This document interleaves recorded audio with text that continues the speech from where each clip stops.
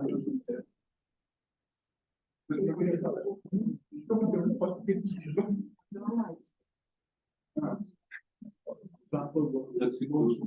shall we start? Zoom is there.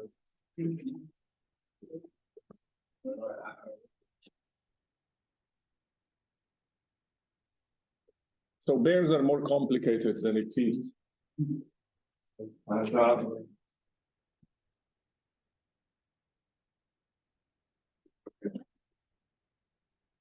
Hopefully Professor Simpson will be with us next week. I think he said he would come this week already, but not today. So I'm going to give you another lecture.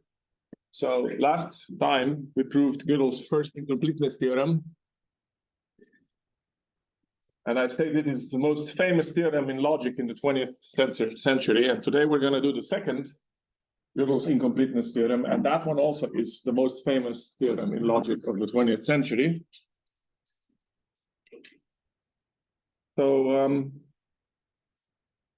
let me just find out what it is that I want to do here. Oh, for the people on Zoom, let me just quickly upload the notes so that you can follow the notes when things are illegible. And also, these notes will appear later on Split Note Schulmitzer.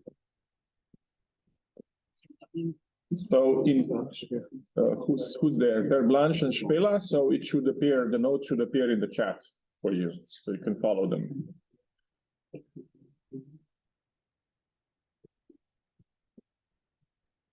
Okay. So the title of today's lecture is Gödel's second incompleteness theorem.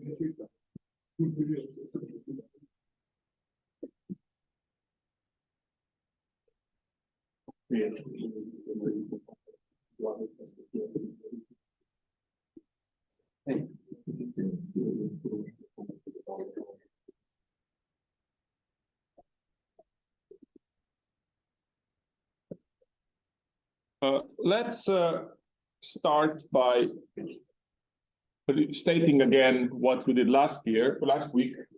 So last week we had Gödel's first theorem, which says what? Well, it says, suppose you have T a consistent, computably axiomatizable extension of Q. So Q was the very simple arithmetic. So then three things happened. First of all, we constructed Gödel's sentence, and T doesn't prove this sentence. This in itself is not a mystery, because G of T could be the statement that 2 + 2 = 5, in which case we would be rather pleased that we can't prove T = 5. However, under further, under a further assumption, namely that T is inconsistent, so it's not lying to us about very simple statements. So then also the negation of Gödel's sentence is not provable. Now this is slightly more mysterious, but once again, the important thing here now is that this is a sentence as opposed to a formula, because if I give you an arbitrary formula, it's very easy to find an arbitrary formula that is neither provable nor refutable. You just take the formula n = 7. You can't prove n = 7 when n is a free variable. Neither can you prove n is not equal to 7, right? Because the value depends on n. So neither of them is always true, or always, it's not always true, it's not always false. So this becomes a little more mysterious now, because GT is a sentence. And so we usually think of sentences as something that has a definite truth value. And so it's a bit mysterious that we can't prove what the truth value is. And moreover, as it turns out, GT is actually true. So our theory T can't prove GT or refute GT, but nevertheless GT is true. So what was this GT? Well, this is the so-called Gödel sentence for the theory. And it was constructed to have a certain property, namely, already Q shows that GT is equivalent to the statement that it's not provable, like that. So remember, oh, here, proof T. So remember that this was a predicate that is defined in the language of arithmetic that says that there exists a number such that that number encodes the proof of the statement that is encoded by this number. This is a specific number. Yes. Okay. So that was sort of what we were doing last time. Now, as already we thought about this last time, GT is actually true, and sometimes there is some discussion about number 3 because it sort of sounds like, oh, in order for us to believe that GT is true, we actually have to believe that this statement about numbers, so this is, remember, this is a statement about numbers, this is a particular number. So the statement about numbers, sometimes people say, oh, but we are interpreting this statement about numbers as if it's really saying something about GT, but really it's not saying something about GT, it's saying something about logic, about numbers. So sometimes people try to weasel out of this theorem by attacking this idea that GT is a self-referential statement, because in a way you could say, well, it's not really self-referential because what it's equivalent to is it's equivalent to some statement about the code of GT, which is a number. And the code of GT is not the same thing as GT, so therefore, let's write a thick book on philosophy. So we're going to now give another argument for why GT is true, which is going to also motivate some of the things we will be doing today. And this argument will show that the reason for GT being true has nothing to do about what it says. It's a simple fact that I don't know if it's simple, but we're going to prove a general statement about sentences like GT, and they all have the same property, and it has nothing to do with how we understand those sentences. So, so to do that, let me recall.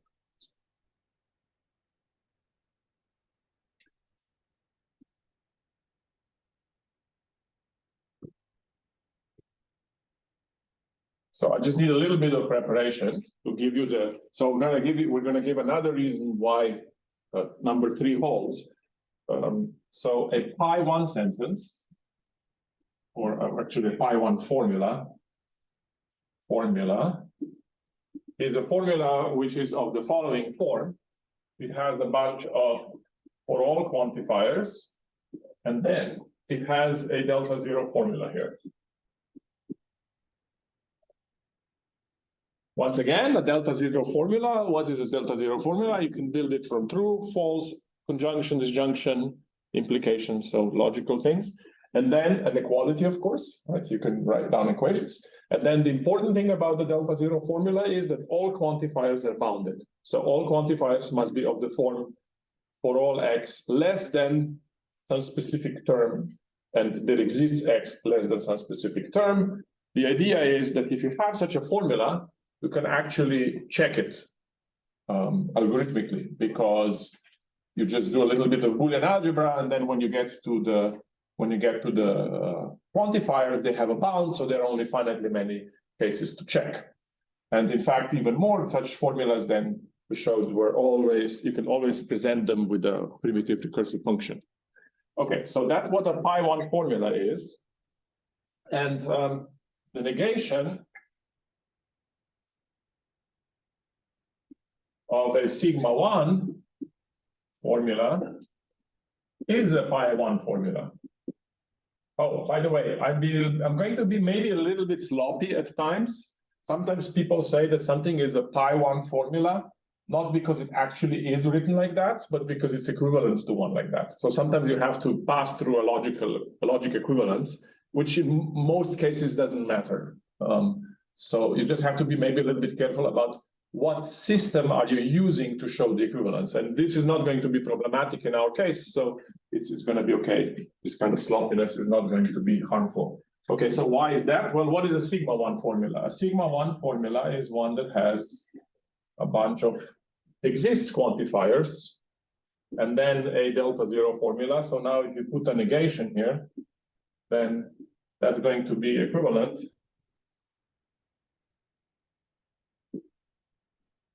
to for all x1 to xk, not a, but the negation of a delta zero formula is delta zero, so this is delta zero again. Yes.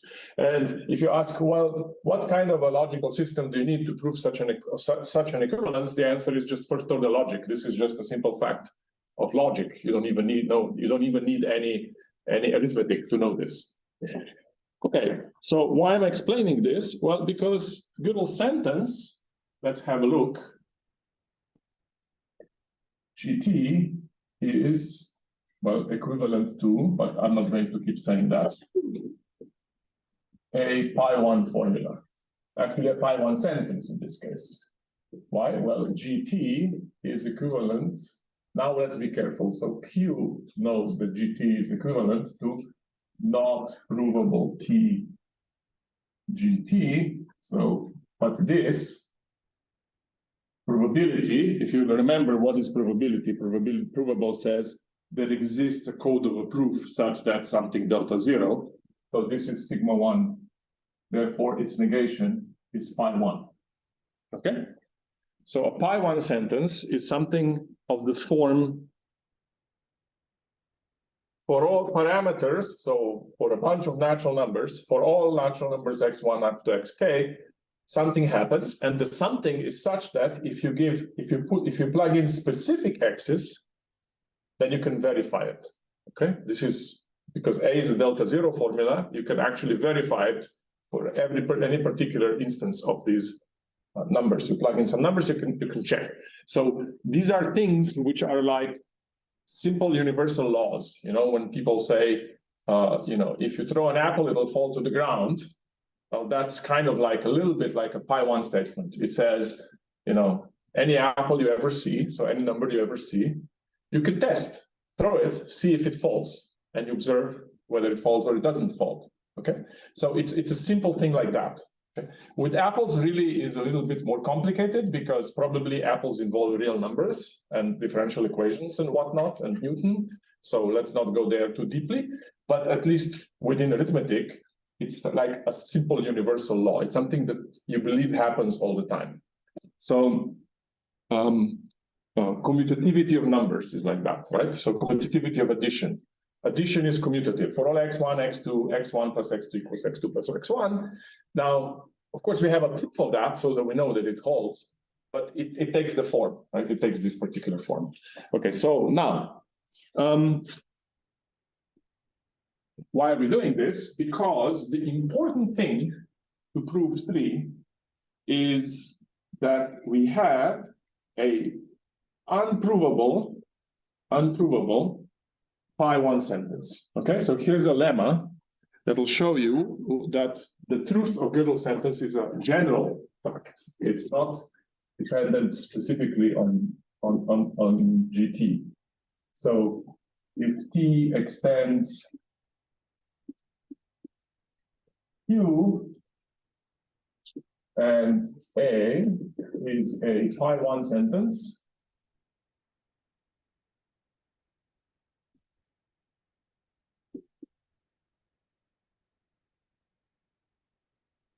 such that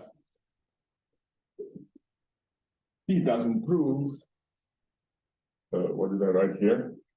T doesn't prove, where am I?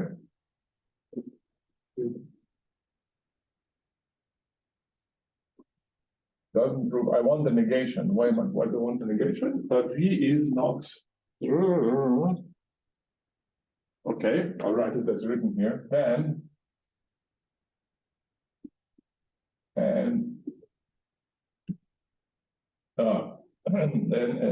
then it's true.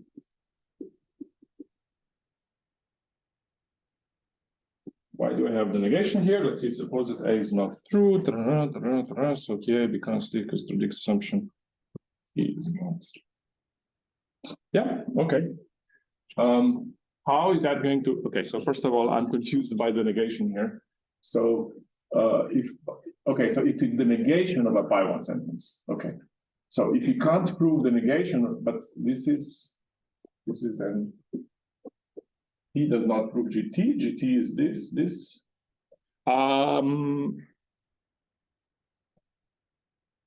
Okay. Let's first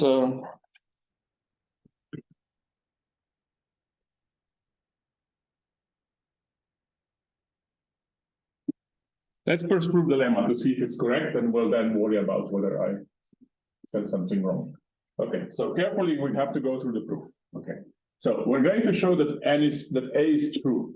Okay, so we're going to do this by contradiction. So we're going to say, suppose A is not true. Okay, but if A is not true, then not A is true. Because one or the other is true. Now, but not A is a sigma one sentence. Be careful. Sigma one sentence. That's it. Is that the case? So A is a pi one sentence. If I negate it, well, then it's the dual of this. If I put a negation in front of a pi one sentence, like this here, then it will go in, and all these will in turn to exist, and then there will be a not A. So okay, so that's okay. So now we have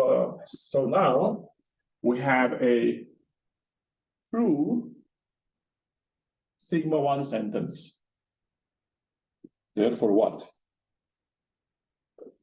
So Q proves not A by sigma one completeness. Okay, remember, so you did this with Professor Simpson, sigma one completeness. The question was, if you have a sigma, so if you have a particular very simple sentence, then perhaps you know that Q will prove it. So for instance, we know that 2 + 2 = 4. And then you can say, oh, okay, so maybe Q proves 2 + 2 = 4. Yes, of course it does, right? And then you say, oh, but what if I take some very complicated fact? You know, I take some complicated fact about prime numbers that requires, I don't know what kind of analysis, complex analysis to prove. And then I say, can Q prove this? Then it's not so clear, right? Because Q is a very simple axiomatization. It doesn't even have induction. So it's probably not going to prove just everything. Nevertheless, we know that it can prove any sigma one sentence that happens to be true, because that's a very simple kind of sentence. Okay, now because T extends Q, we have T also proves not A, because T extends Q, okay? Oh. We assumed that T doesn't prove A, not A, okay?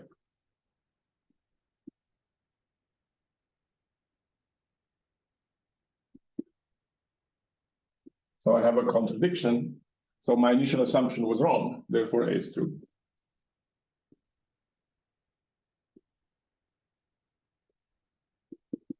Okay, so I think the lemma stands. Okay.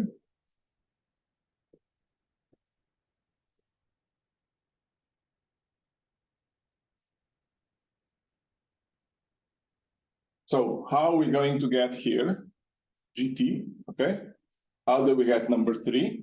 Well, to get number 3, so this GT, that's supposed to be our A. So now if we stare at this, if this is supposed to be our A, right, we need T doesn't prove the negation of GT.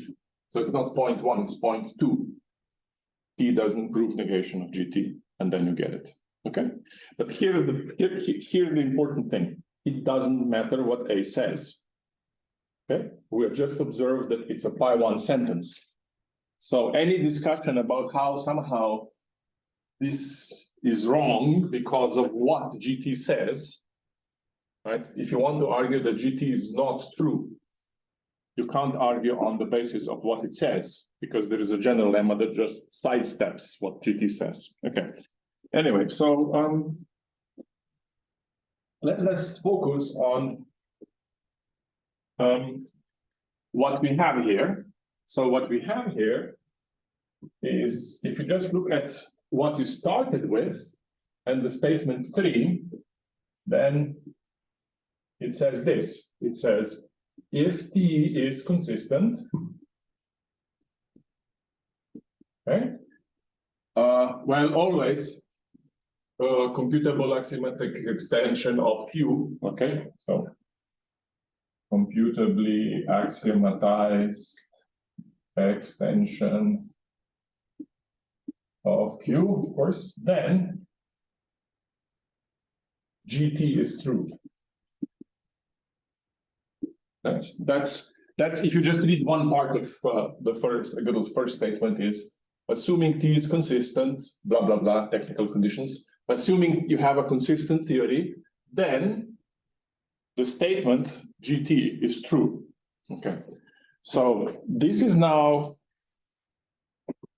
well, this is a thing, and we can ask, this is here a statement, if T is consistent, then GT is true. Can we write this down in the language of arithmetic? Right now, it's just written down in informal mathematics, but I can ask, could I write this down? Okay, so, well, if you want to write this down, you need to know how to write that T is consistent as an arithmetical statement about numbers. And, well, how do you write down that GT is true? You just say GT, okay? Because you're inside arithmetic, you just say GT. This already is a statement written in arithmetic, so we don't have to worry about that one. So how would we do that? Formally, you could write it like this. You could say, well, one way, so what does it mean for T to be, what does it mean for a theory to be consistent? There are several equivalent ways, right? So one way to say that a theory is consistent is to say that it doesn't prove everything. But there is a particular formula that is the worst case, which is false. If T proves false, then of course it's going to prove everything. And if it proves everything, then it proves false. So you could just say, to say that T is consistent is enough to say it doesn't prove false. But it doesn't prove false is something that we can write using this prof thingy. Okay? So we can say formally, you could write this down as, it is not the case that it is provable, and then the code of false. And by the way, the code of false is something you could actually calculate. It's not very large. So, but then this probability business is, and say you say implies GT. Right? This is what this statement says. Right? If T is consistent, then GT. So now we wrote it down in arithmetic, and also let's make a abbreviation. So just because we're going to do this a lot, let's write con T for this statement. So con, for consistent, con T is, it is not the case that T proves false. Of course, it's written as an arithmetical statement about codes. So this now says con T then GT. Okay? We proved con T implies GT. But now that we actually wrote it down in the language of arithmetic, we can ask, maybe arithmetic can prove this. So maybe arithmetic is aware of its own Gödel's incompleteness theorem, the first one. That would be interesting. So you can start studying whether the theorem that you just proved, whenever you prove a theorem, you can say, okay, I proved the theorem in informal mathematics. So we know from practice that it is very likely that I can prove it, say, from the axioms of set theory. But I can also ask, well, can I prove it from some other axioms? Maybe I can already prove it from the axioms of Peano arithmetic, or even less. So that's a question that we can also ask. Yes? So the question is, can you do this in arithmetic? And so this is one of the things we're addressing today.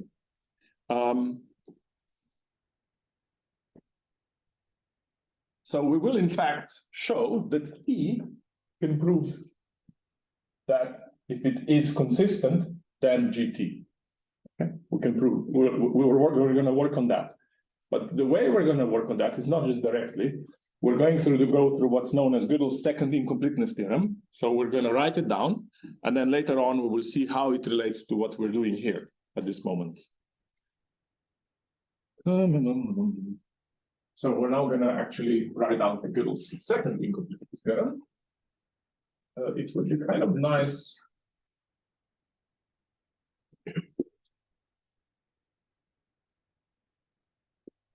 if we had both of them at the same time, for at least a little while. I can't do it forever. GT, okay. This one, just, okay, so let's see if I can squeeze it here. So we have the second incompleteness theorem.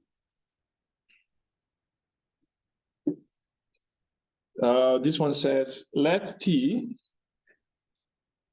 be a consistent, computably axiomatized extension, and now not of Q, we're going to need a little more today, but of I sigma 1. What is I sigma 1? Do you remember? It's Peano arithmetic. It's not full Peano arithmetic. It's Q plus a little bit of induction. How much induction? I can use induction to prove sigma 1 statements. I stands for induction. So this says you can use induction, but only on sigma 1 sentences. So that's actually an important fragment of arithmetic that gets used a lot, but among other things in this theorem. Okay. So then we have the following statements. First, T doesn't prove that it's consistent. 2, if T is non-consistent, then T doesn't prove that it's inconsistent. And 3, well, this one's kind of easy. It is consistent. Okay. So there is a certain similarity here. We once again have a statement. It's actually a sentence. So Conti is a sentence. We have a sentence such that it is not provable under a further technical assumption. Its negation is not provable, but the sentence is true. So it looks like kind of similar thing. And we will get to this by relating GT and Conti. Okay, that's how we're going to do it. And we're going to discuss later on what the significance of this is. Now, one way to do this would be to just sort of dive into it, okay? But then there would be sort of lots of details about everything that would obscure a little bit what is going on. So there is a better way that was done by Loeb. He was also a German logician, but he worked in England, Leeds, I think. So who did it sort of in a very systematic way that is then, if anybody knows modal logic, they will recognize modal logic in what he did. And it's also the developments that he made, this is like 1955, later on influenced also certain topics in computer science and further in model logic. So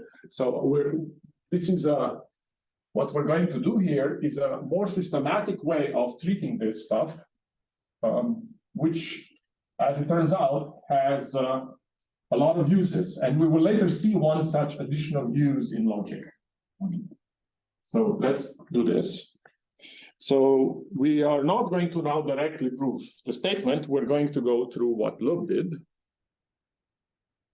And what he did was he identified, you see, just like the lemma that I had, the lemma identified what was crucial about GT to make it true, to make this, to make sure if T is consistent, then GT is true. It identified crucial properties and then proved a more general statement that any formula with those properties will have the same features. Okay, so that's what we're going for. So we're going to write something that is more general, more systematic, and then use it to get Gödel's second incompleteness theory. So again, let T be a computably axiomatized extension of I sigma 1. Okay, so now then this probability predicate, prove T, satisfies the following. They're called probability conditions. So I will write down 3 conditions, and they're called the probability conditions, because people have then also studied these conditions in general. You know, maybe you don't know that you have exactly prof, but you have something else that also has these conditions, and then you explore what's going on. So the first one says, if T proves A, then T proves that it proves A.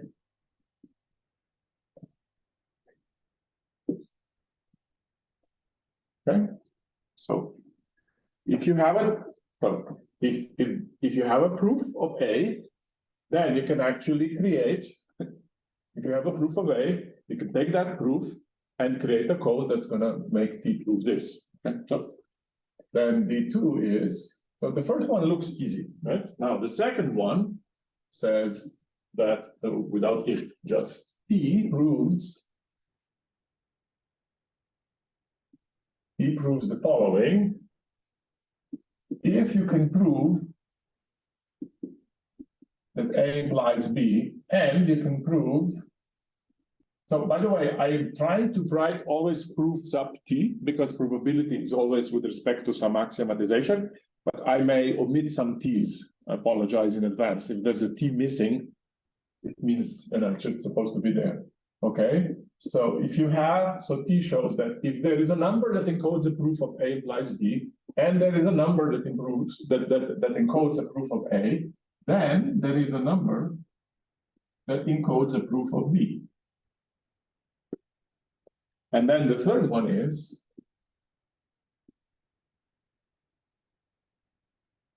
T proves the following. If there is a number that encodes a proof of A, then there is a number that proves that there is a number that proves that encodes a proof of A. So it kind of allows you to layer proof. So this is certainly something you would think of yourself, right? You would think of yourself that if there is a proof of A, then I can prove that there is a proof of A. Well, how do you prove, if there is a proof of A, how do you prove that there is a proof of A? Right? You take the proof of A and you stick it in your face. Here it is, right? And now I prove that there is a proof of A, right? So this one is a little more interesting. This one says something about the fact that we can manipulate these codes. If I have a code showing me why A implies B, and I have another code showing me why A has a proof, these two codes I can take and construct from them a code that B is also true.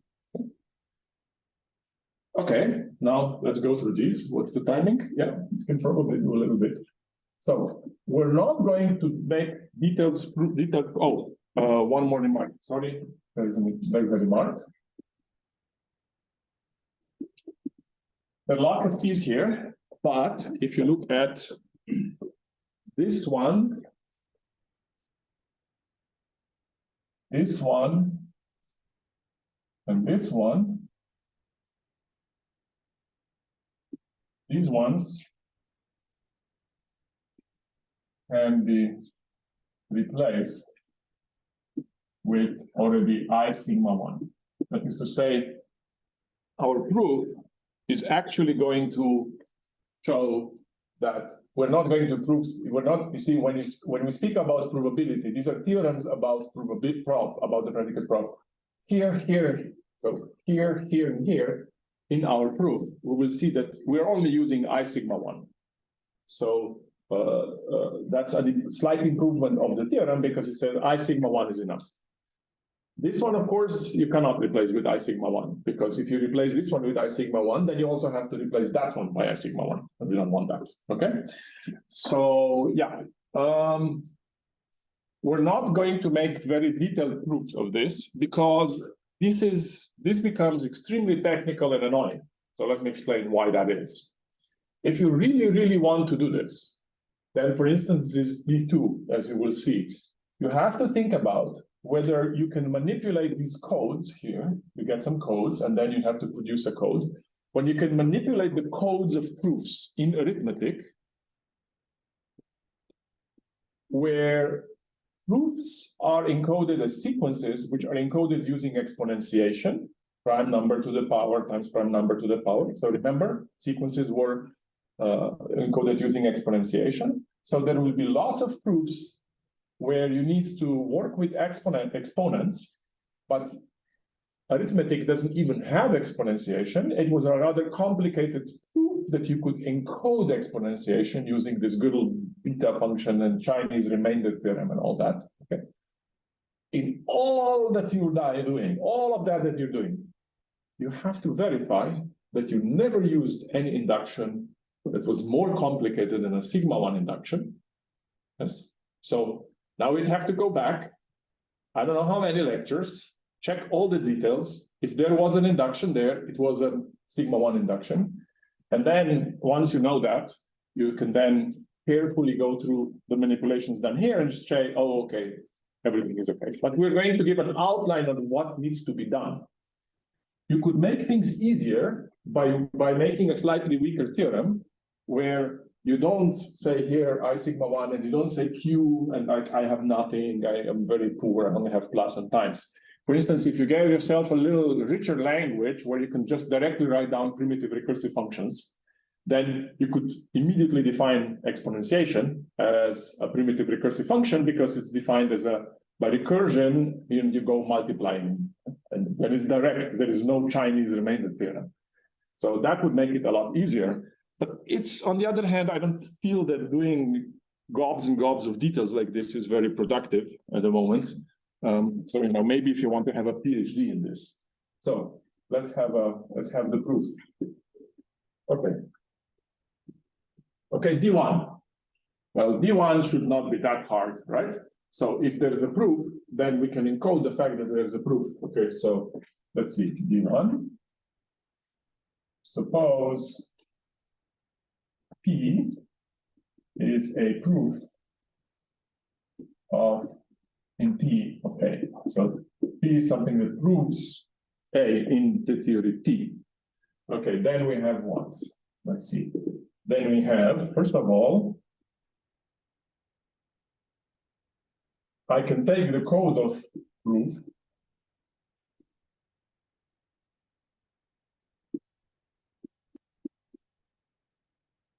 right?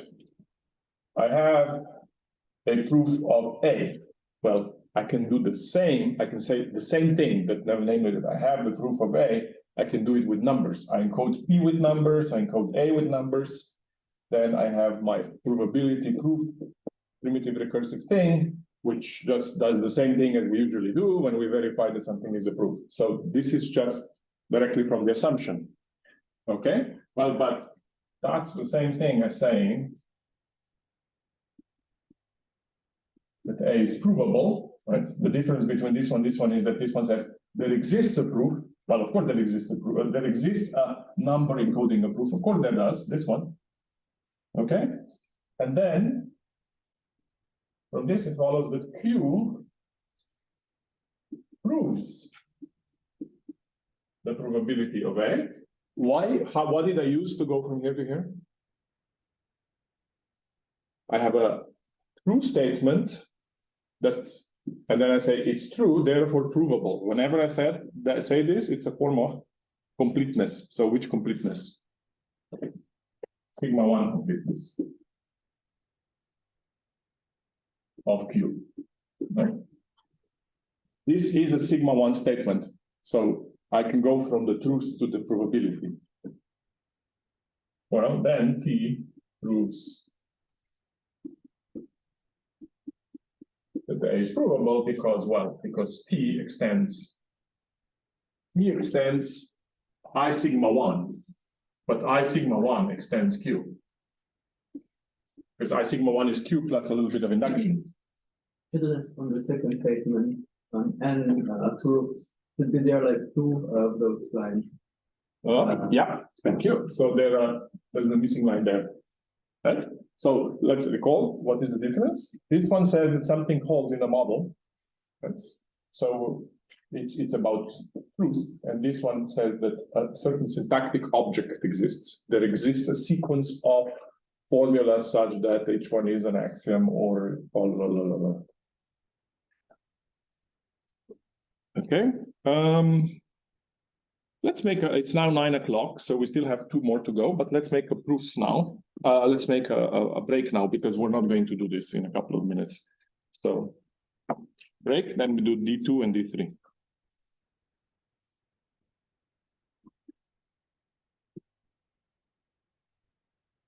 Have to get up, go out in the sun, play.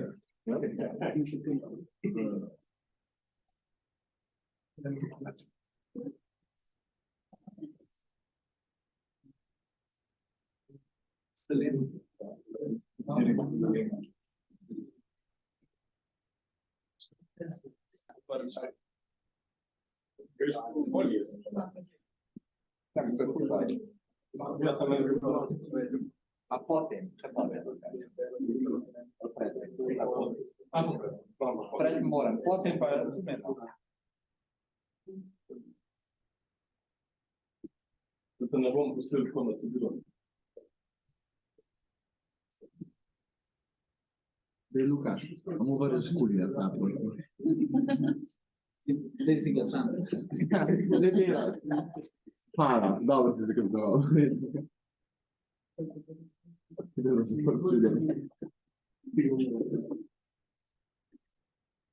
Da takih šal ne prepovedujete zunaj tega faksa. Okay, let's go on. So we now have the second statement, D2. Okay. So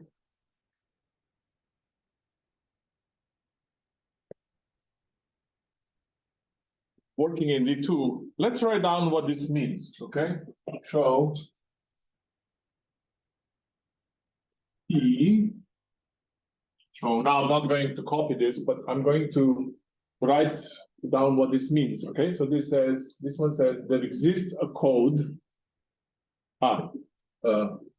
Yes, so this one says, so let me just write down the statement that I want you to consider. For all x, y, if X is the code of a proof of A or B. Actually, can we write, let's write P and Q here for proofs, PQ. For all PQ, if P encodes a proof of A implies B, and Q encodes a proof of A, then there exists R, which encodes a proof of B.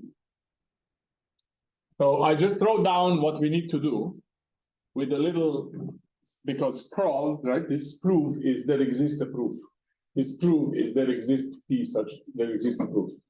So I did one other thing. I did a little bit of logic manipulation. So this is something that you should know, is that there exists X such that P implies that exists X such that A implies B is the same thing as for all X, A implies B. Okay, that's what I did. I unfolded the definition of proof. I unfolded all three definitions, and then I pulled out the exists on the right-hand side or the left-hand side of an induction of this way. So this is actually now, this is equivalent to the statement that we need to prove. Okay. Think at home. This is equivalent to this statement here, using this little fact about logic. What kind of a statement is it? Well, it's for all PQ. And then what's inside? The brackets go like this, right? All the way. What's inside? What kind of a formula is this? This one is delta zero. This one is delta zero. This one is not delta zero. This one is sigma one, because there exists an R. And this exists R is not bounded. You say there's a proof, but I'm not giving you any bound on how large it's going to be. So now this is where the sigma one induction comes in. Now you need to prove using induction. This is going to be a sigma one induction because this is a sigma one statement on P and Q that you can actually do this. So let's just think about what is going to happen intuitively. What is all this manipulation of all the codes going to do? Well, it will be the following. We're going to have a proof P. So there is a proof. There's a proof of A implies B. Right? It's a sequence of formulas, sequence of formulas ending with A implies B, and P is the code. P codes this proof. Okay? And then I have a proof of A.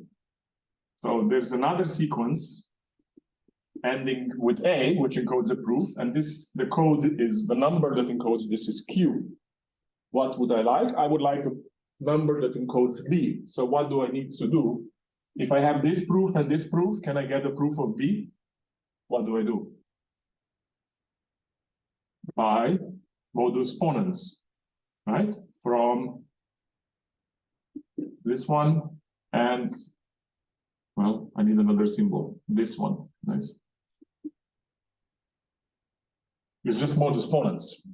So then once you do this and you find the code, you will get your R. And then you've proved that for every P and Q there exists an R.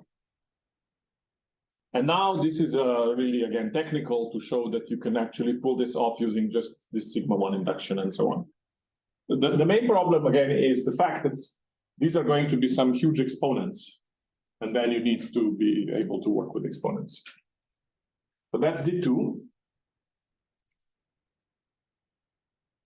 D3. Okay. So here's an interesting observation. What's the relationship between D1 and D3?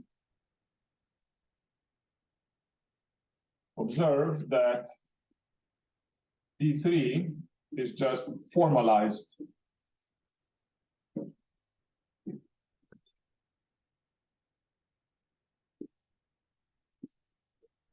Formalized D1. This says, D1 says, we know that if if A has a proof, then T, we know that if in T A has a proof, then in T there is a proof that A has a proof. But this says, moreover, T knows that this implication holds. So there is a difference. For D1, what you need to do is, you need to say, if I have any particular statement, I get this number, P, right? And the way I got this proof here, I don't, I just know it's there. I just use this number.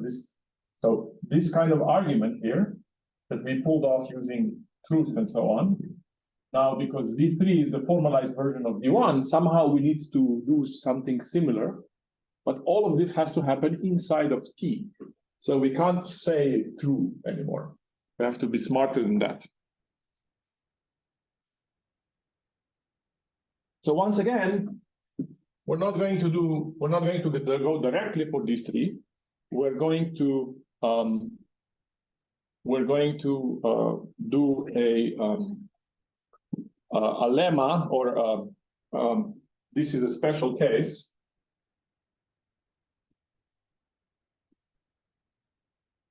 This is a special case of something else. Namely, this is a special case of what we can call formalized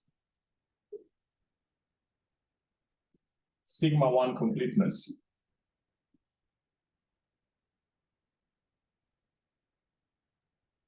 Look at this proof. The crucial step was to go from here to here using sigma 1 completeness. Yes, that was a crucial step. So if I'm going to pull this off inside of T, I need something that corresponds to the sigma 1 completeness business inside of T. So formalized sigma 1 completeness. So that one says that for any sentence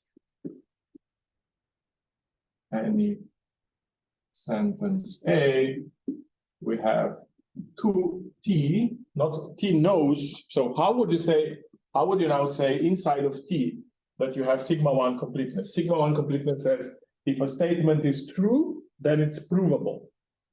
Well, instead of just saying if a statement, you don't say is true, you just say it holds. So if a statement holds, then it's provable.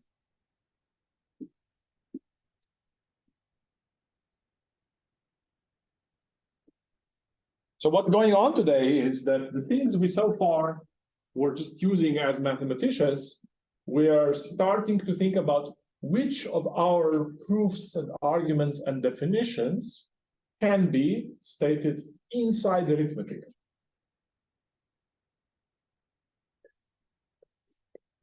So, well, is D3 a special case of this? Yes, of course it is, because what do you plug in for A? You plug in for A, this thing here. Proof TA, just take this A to be proof TA. So this is obviously a special case. So it's enough to prove this, and then I have D3. But how do I do this? Okay, well, we're not going to do it, but we're going to discuss what needs to be done.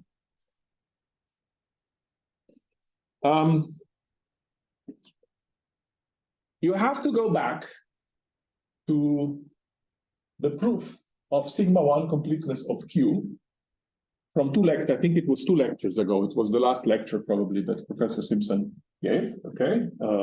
Before he had his meeting with the bear, and we're looking forward to many more lectures by him. Anyhow, so sigma 1, okay, you have to go through that proof. So sigma 1 completeness of Q, and read it very, very carefully and make sure that all the things you did there, you can first of all encode using arithmetic, and you never used any induction stronger than I sigma 1 induction. So logicians actually do these things and verify that this is the case. And then you can claim that this is the case because you say, oh, well, I just used sigma 1 induction in this proof here. And so you'd have to be quite detailed about it. And you can do it. I mean, it's there. So we're not going to go now, again, through the proof of sigma 1 completeness of Q very, very carefully, thinking about all the details again. That's already happened. So this, you will be relieved to hear we're not doing the proof of this one, so we're done. Okay.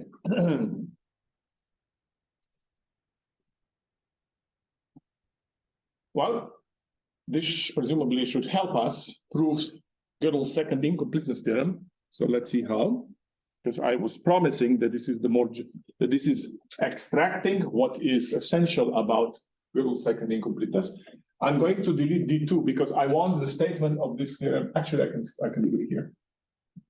Here. I want the statement of the theorem to be visible while I'm writing down this proof of Gödel second incompleteness. Actually, I can also get rid of this thing here. I just need the statement.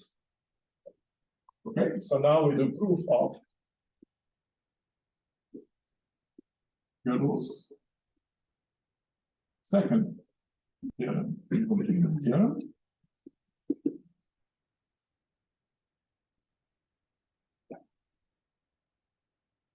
Okay. So what was the assumption? The assumption was that we have T, which is a computably axiomatized, what else? Consistent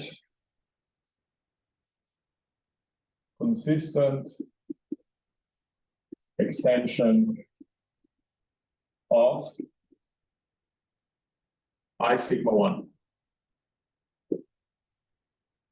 Okay. First, I claim that it suffices to prove, now this in itself will be an interesting observation, that in I sigma 1, consistency of T is equivalent to Gödel sentence for T.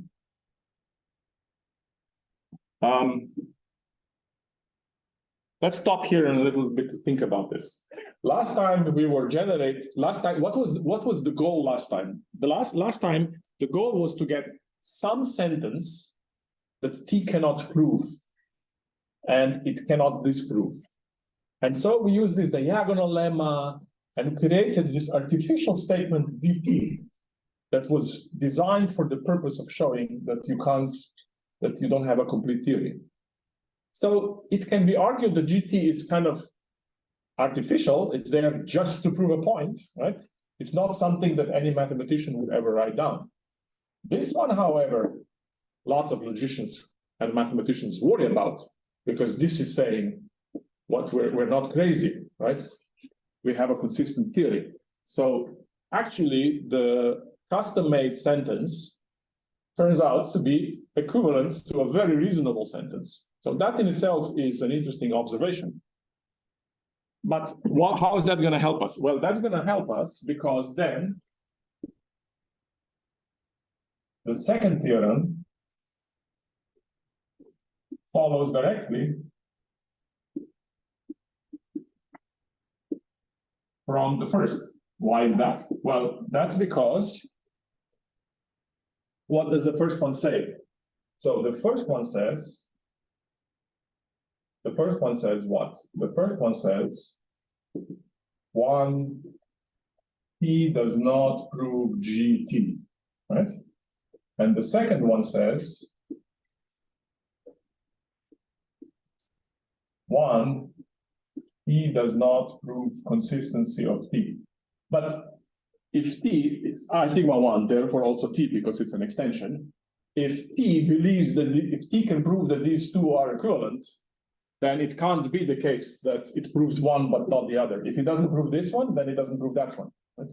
If it proved con T, then you would combine con T with the implication on this side to also prove GT. Right? And the same for the others. Okay, the second one is T under some conditions, T doesn't prove not GT. Under the same conditions, T doesn't prove not con T. Again, because these are equivalent statements in T. T knows they're equivalent, therefore it can't have one provable and the other one. The truth is then also the same, right? So if one of them is true, then the other one will be true.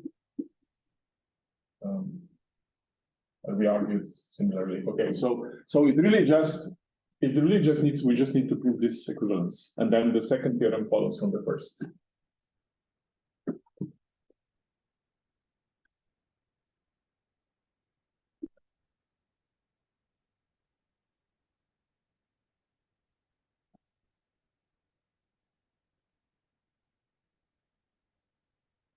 Okay, so let's have a look. The statement con T is equivalent to GT. Okay, what is this? And we're trying to do this inside of T. Well, let's write it down. So this says not provable T bottom, right? Consistency is bottom is not provable, and GT says I am not provable. Like this, okay? But negations of statements are equivalent if and only if the two statements are equivalent. So I can get rid of these.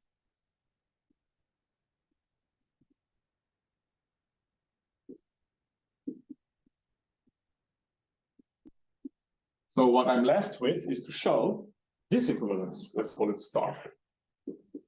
We're going to show, instead of showing the original equivalence, we'll show this equivalence because it's the same thing. If T can prove this, then it can prove that, and vice versa. That's just some logic. Okay.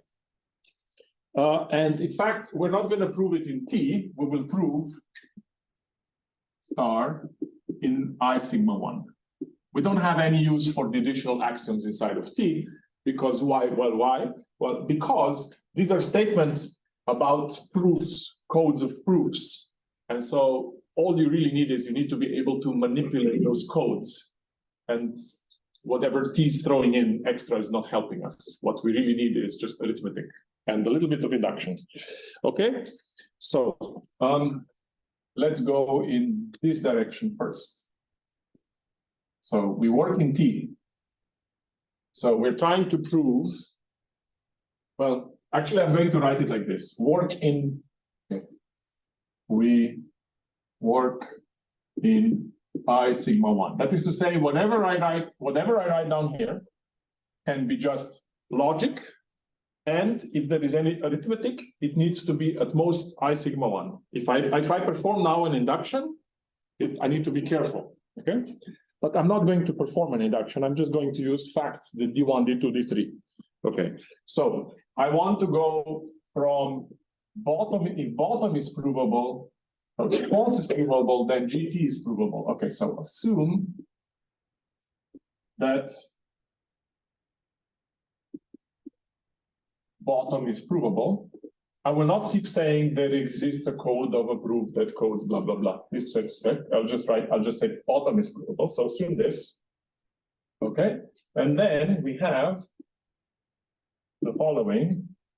It is provable that bottom implies GT. Okay, by D1. Why is that? Let's read D1. D1 says if you can actually prove something, then you can show that it's provable. Well, can we prove that false implies GT? Yes, this is just logic. False implies anything. So T or I sigma 1. I sigma 1 can of course show that bottom implies something. So because it can show that, it can also show provability of that by D1. And then we also have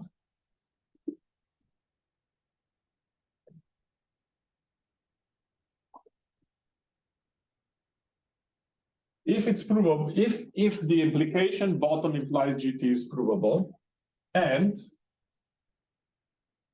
bottom is provable, then GT is provable.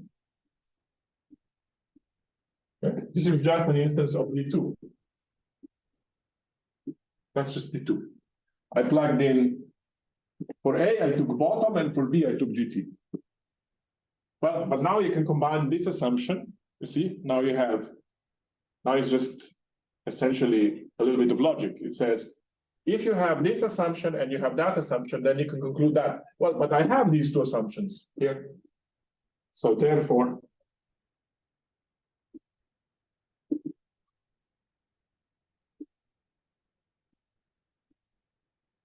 right? I have the first assumption, I have the second assumption, therefore conclusion follows by some easy logic. So that was D1. D1 is not too sorry, that was one direction, it's not too complicated. Okay. The other one is more complicated. Okay. So the other one is still working in The other one is that it's I sigma 1 proves GT implies that bottom is provable.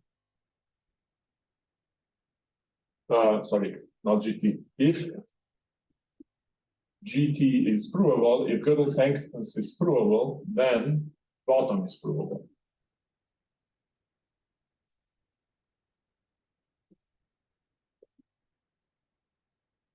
Okay, this is more complicated and we'll do it in steps. So first I have claim A. Claim A states the following. In I sigma 1, if so I can't get I won't be able to just get from here to here immediately. I'll do it in steps. So I will now show that the assumption that GT is provable has certain consequences. So the first one is, if GT is provable, then it is provable that it is not provable that GT holds. Okay, so that's claim A. Let me show you what the plan is. Okay, I want to prove this claim A. Then I'm going to prove claim B. I'll give you an outline of how I'm going to get here. So this one is the same thing, but without the negation.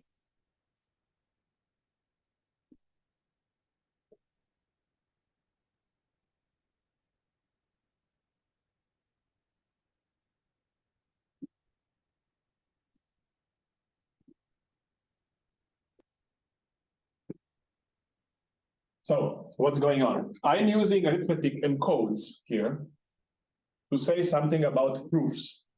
And because GT has this mysterious diagonal property, so remember what GT says. GT says, I am not provable. So I would like to use the fact that GT says, I am not provable in the following naive way. Well, if GT is provable, then because it says I am not provable, it should follow that it's not provable, right? It's a simple paradox.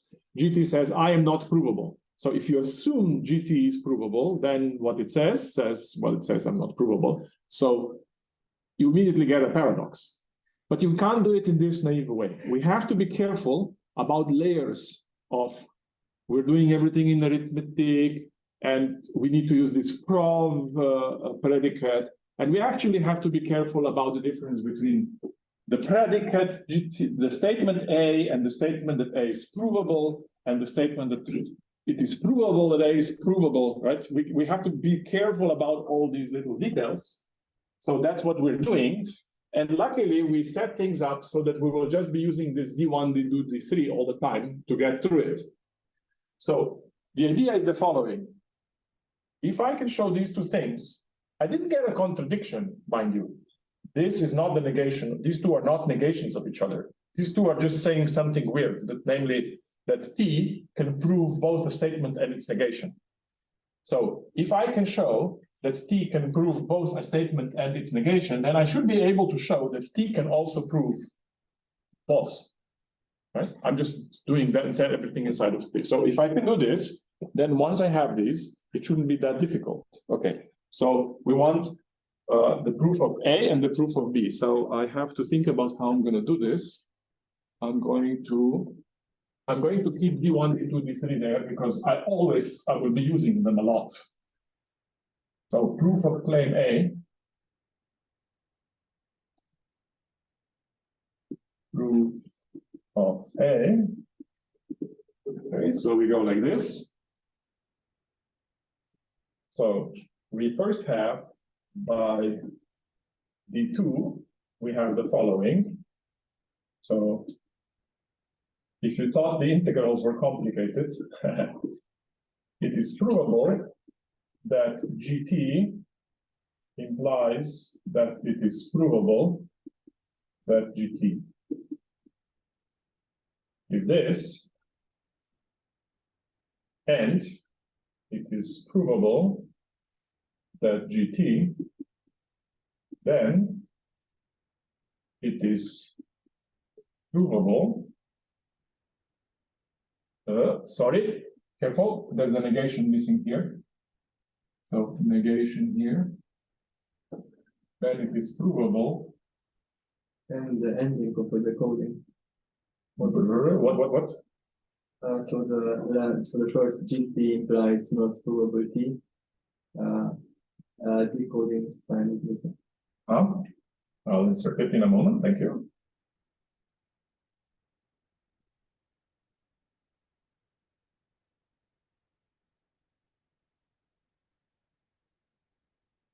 How many do we need? 1, 2. Let's fix things. So you're saying which one? Where? So here. This it's missing here. Okay. Okay. So you say. Okay. So this really is just D2. What does D2 say? D2 says you have A and B. So if you can show that A implies B, and you can show A, then you can show B, but using probability. So I would like to. I'm trying to get to this claim A here. Okay. So I start by observing this. So this is my A. This is my B. This is my A. This is my B here. So what else do I need? Prove. Prove. I have one too many, right? Yeah. I managed to have one too many. Excellent. Prove. Where is my B? This is my B. Prove not prove GT. This one, this one, this one, this one. I think parentheses are okay. Okay, this is just D2.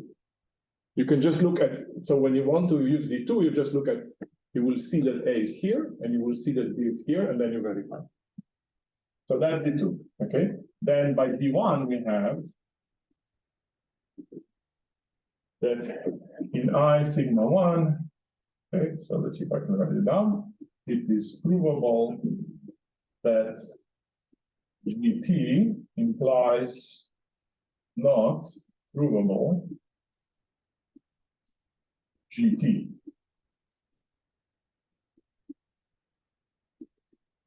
Why? Okay, so D1 says if T can actually show something, then it can show that that thing is provable. So the question is, why can T prove this implication that's in here? Well,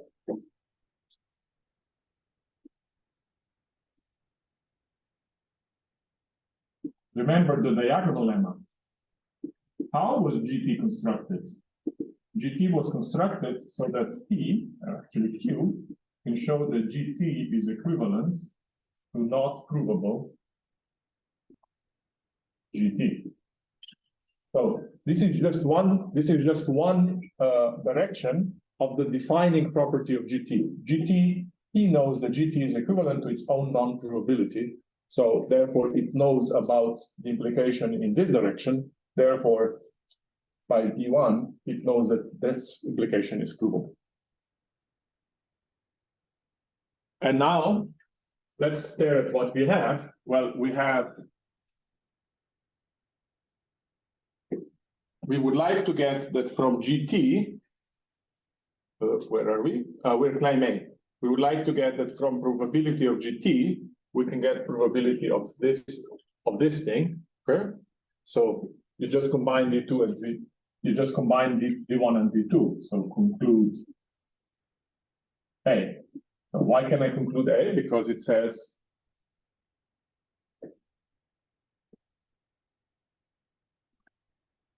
this is an implication of the form H and G implies L. This is H. So if I have H and G implies L, and I proved H, what I'm left with is G implies L. Okay? So it's straightforward. Okay, so then we have proof of B.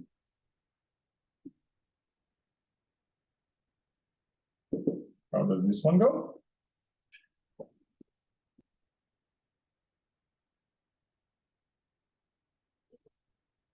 Where is proof of D? Okay, so here it is. So can you tell me why this falls? How are we going to get this one? Stare at D1, D2, D3 and tell me whether you can get plane B using D1, D2, and D3.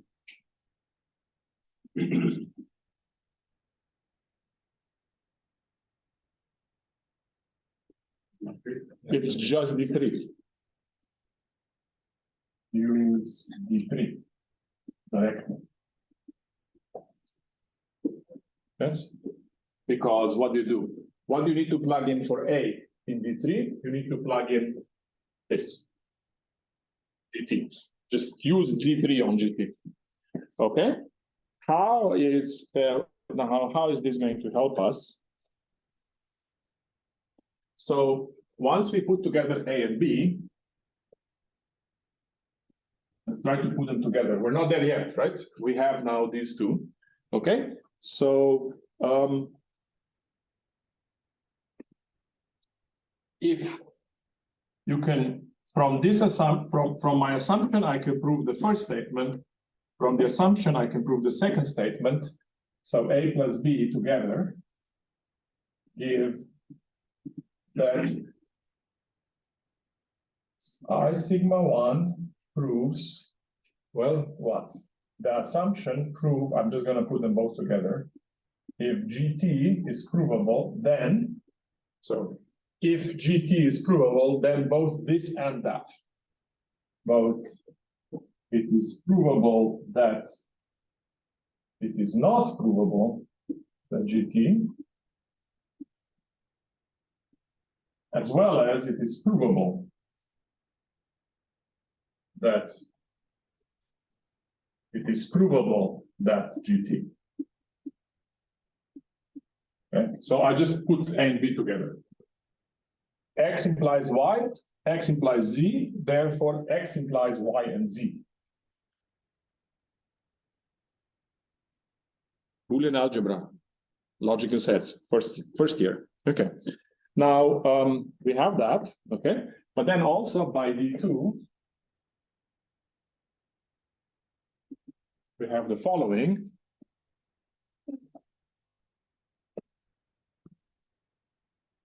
If you can prove, so this assumption here now gives me something. So I sigma 1 shows that if you can prove that it is not provable that GP, and you can prove that it is provable then GT, then you can prove false. Why? Because, why is this D2? Because this thing here, negation, okay, we use the fact that negation of X is the same thing as X implies bottom. So this thing here is just prove T, not GT. Prove GT is provable implies false. This is just basic logic. Negation of X is the same thing as X implies bottom. So this really is D2. See, it is D2 because it says if you have an implication and you have the assumption of the antecedent of the assumption, then you have the consequent. Now, so let's call this D and C. D and C. So now D plus C give us what we want. Give I sigma 1. See, this says this implies the long thing. The long thing implies my conclusion. So I chain them together and I get if it's provable that GT, then it's provable that false, which is just what I actually wanted. And I'm done.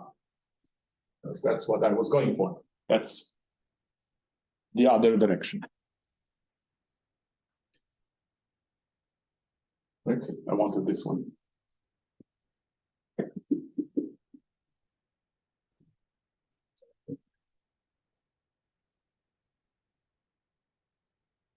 Okay, so this is our second incompleteness theorem. What have we learned? We have learned that logicians kind of do things in a very strange, unreadable way, where you go crazy from all these brackets and parentheses and probability predicates. But many people have looked at this, and it's okay, and it's formalized and all that, and it has many generalizations. In particular, this business of Loeb's is important, that he identified crucial properties of the probability predicate, because you could now ask, what if I have some other predicates? I already mentioned that. So that has further uses. We're going to see one use. But let's maybe also think a little bit about what these two theorems are saying. So we already discussed this a little bit the last time. And I drew this picture. Maybe I can draw it again.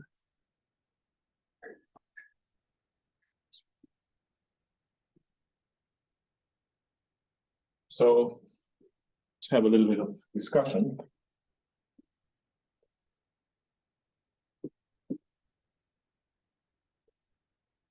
So the picture I drew was like this. Imagine these are all sentences of arithmetic. So what does this mean? Well, it's you use 0, successor plus times, and logic. Logic. To write down statements about numbers. We have learned that statements about numbers can encode lots of interesting things. Among other things, they can encode what logic is doing and so on. They can't encode everything. So with statements about numbers, so what is the kind of thing you cannot encode with a statement about numbers? Like this, it's a first order statement. You cannot encode certain statements in analysis, where you would actually need second order logic.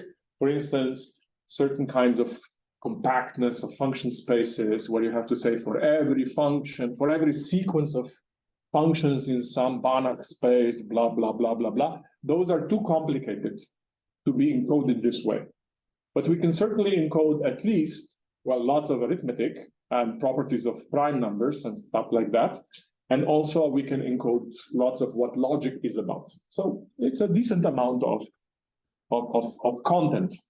And as we said, or the last time I said, so suppose you have a theory T, and suppose you have now this imagined dividing line. So you were born or raised with this naive expectation that when somebody makes a statement about numbers, it's either true or false, right?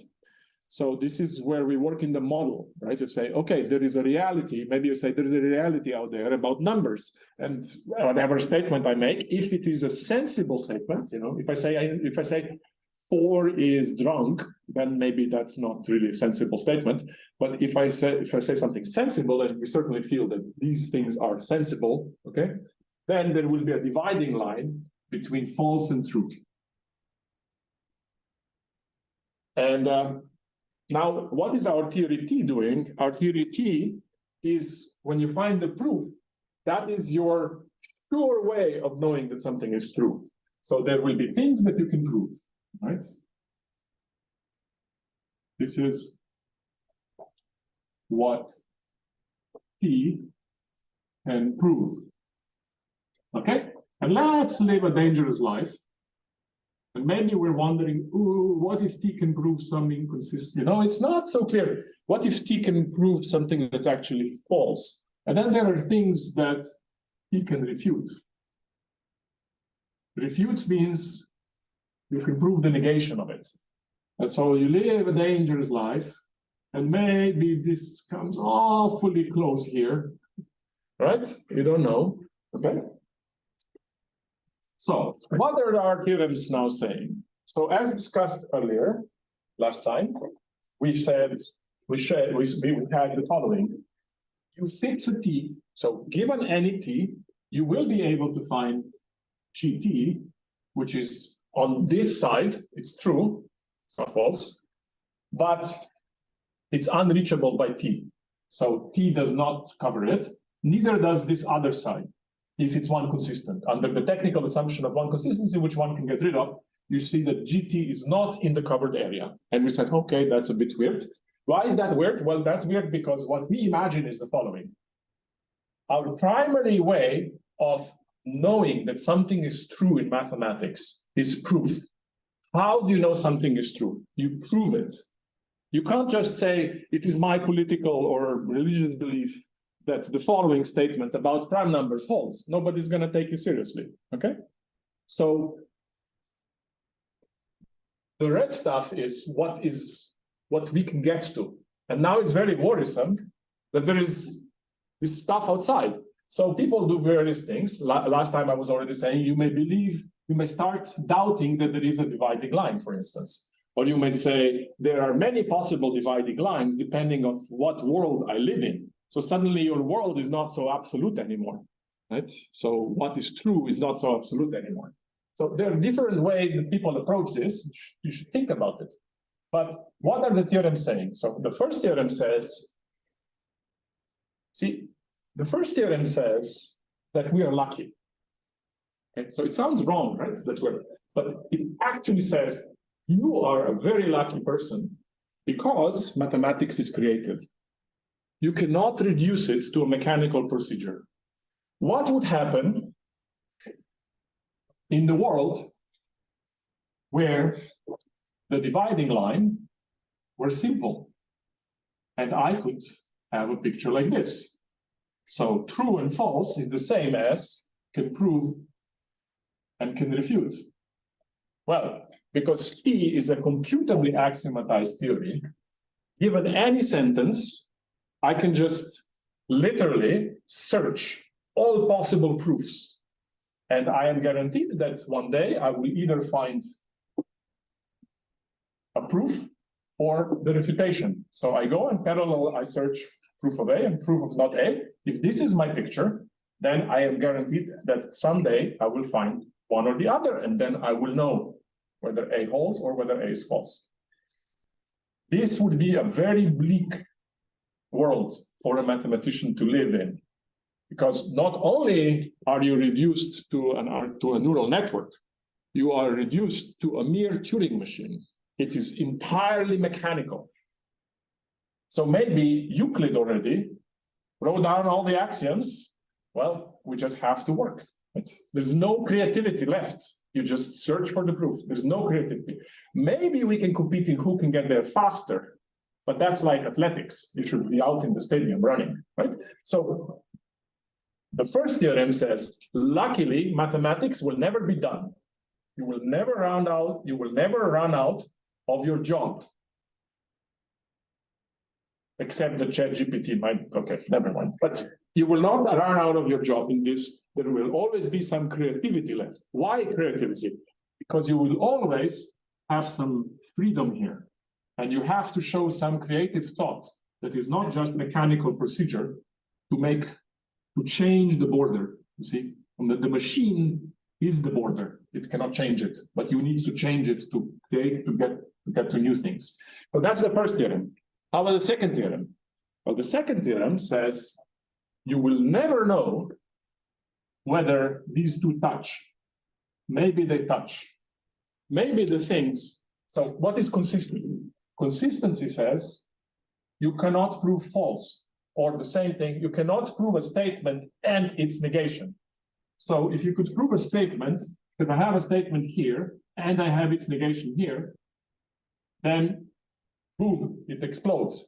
So what would be the world in which, what's the world in which we are not consistent? Well, it's the world where these two halves, both of them prove everything. So they just overlap. Everything is true and everything is, like you can prove everything, you can refute everything. That just means they are completely insane, right? That just means all I'm doing is completely in vain. It's completely useless. There is no value in what I'm doing. But you can never know that there is value in what you're doing because you can never show your own consistency. So this is now an act of belief, like a religious belief. You simply must believe that what you're doing is worth doing because you cannot prove that it is worth doing. All of what we did so far maybe one day somebody will find a contradiction.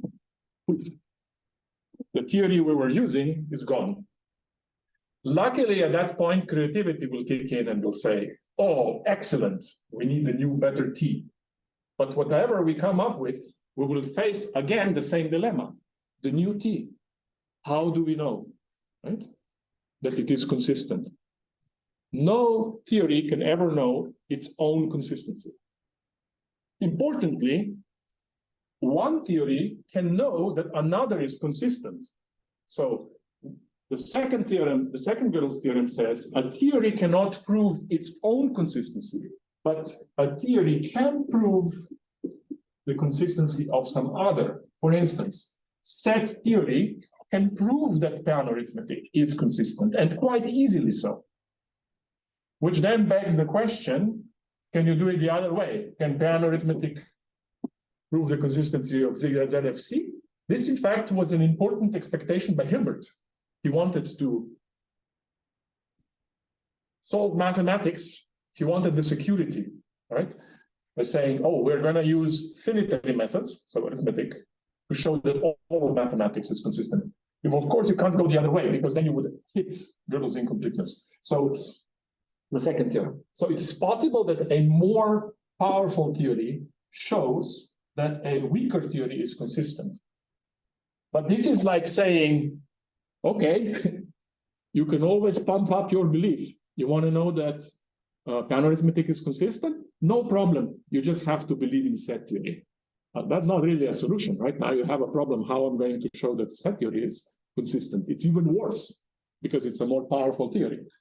So the logicians have studied this a lot, and they have studied exactly, you know, how you measure this consistency strength and stuff like that. So there's a lot of that in logic.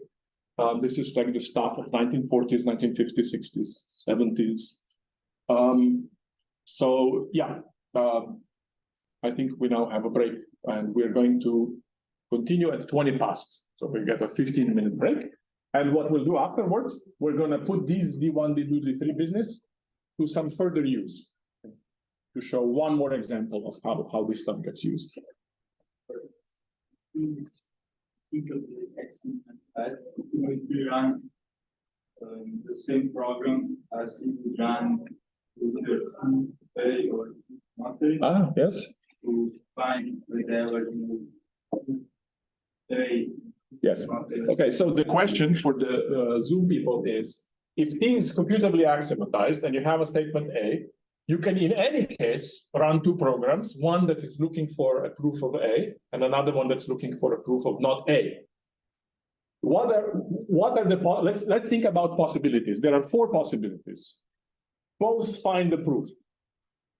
So if both find the proof, you now have a proof of A and a proof of not A. Yeah? Yeah. You go to an institution, you close yourself in a room, you never come out because you're crazy, right? So that just means we have an inconsistent theory. Yeah. Okay. If one finds a proof, say A, but the other one doesn't, then you know. Then you know A. Or vice versa. If not A, if you find a proof of not A, but you don't find a proof of A, you say, okay, I know not A. In fact, as soon as you find a proof of A, you can stop the other one, because you have to believe in consistency anyway. No, there's no, I mean, you can leave it running, but so what? You now know A. Even if the other one knows, by the way, if you find a proof of A, and then one day you also find a proof of not A, you still know A, right? Nothing has changed. I mean, you know lots and lots of things at that point, but you still know A. So once you have a proof of A proof is a proof. It stands. Nothing will change it, even if no further proofs will change it. Okay. The last possibility is you never find anything. Both programs are running. You leave them running for 100 years. Now what? They're still running. What do you know? Nothing. Because it could be here. So you're searching here, but really your statements are here. And then you don't know. Okay? So does that answer the question? Yeah. If it's not complete, you are free to look for proofs, but you may never find them because of incompleteness. And in fact, it will prove there are statements that will always be without a proof. Okay, so now 25 passed.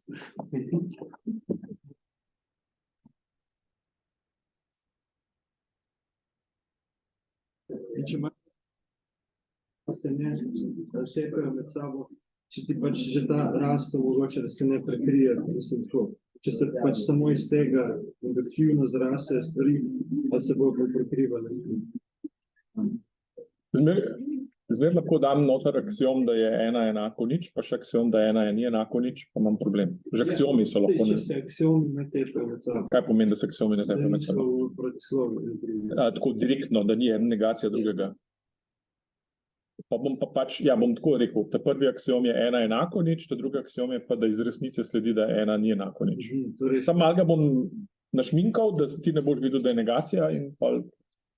Torej, če bi vse opcije pogledali, bi vedeli, da se... Če boš delal pa zares, se boš po to zapletel. Okay. So we promise to have another use of Loeb's derivability conditions. Or probability conditions. So let's have a look. I'm recording. Okay.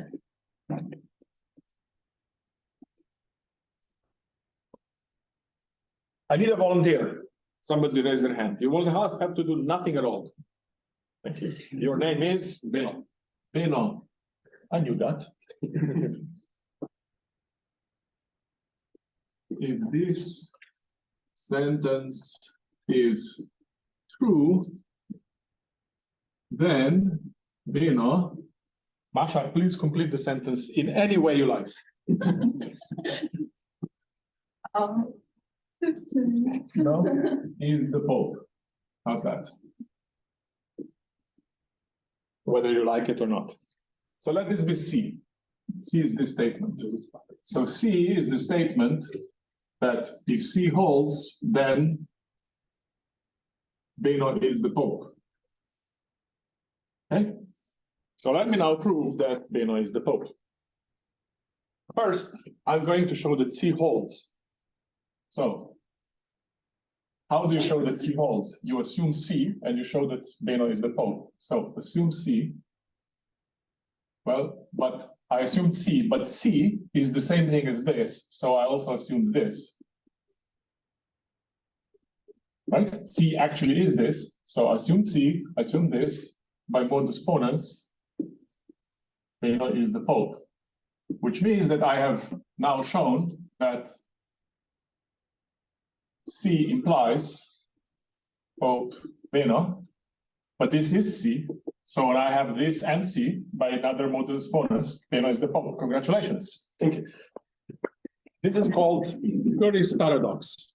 Okay, the mere existence, the mere ability to have the sentence that says, if this sentence is true, then blah. Just having this sentence already proves blah. So this is a rather worrisome sentence. I don't know if you want to be the Pope, but you see that it has heavy consequences. So this is known as Gödel's paradox, and we're going to touch on it because, of course, what is the problem? The problem here is always this sentence. If you want to have a logic that speaks about this sentence, you have to explain what that is supposed to be. Well, I mean, you could allow it, right? In programming, we allow recursive functions that call themselves, no problem. So you can have a logic like that, which says, oh, I can define a sentence which refers to itself. Just like you can have recursive functions in programming, you can have recursive statements. The problem is that as soon as you do that, you can prove that Beno is the Pope. So the question is, can we have a logic in which Beno isn't the Pope? Right? And there would probably be a more reasonable logic. Right? So anyhow, these sorts of self-referential statements, you will see this appearing in a proof. So now let's put this stuff to some use to study some other possibilities apart from Gödel's sentence. So Gödel's sentence is GP, which says I am not provable.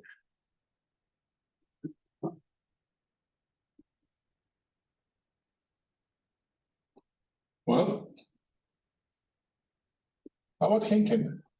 Henkin asked, hey, we can use the diagonal lemma to have a sentence that says, I am provable.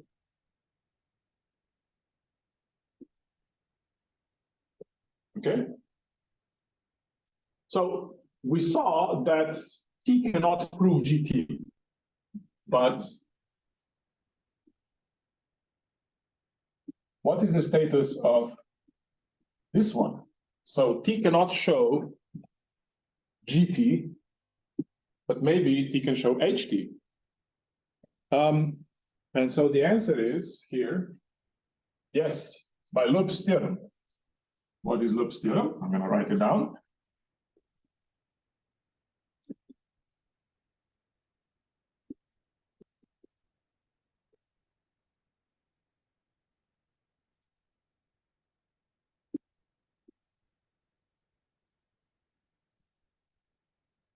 Under the usual conditions on T, if so, you can ask the following.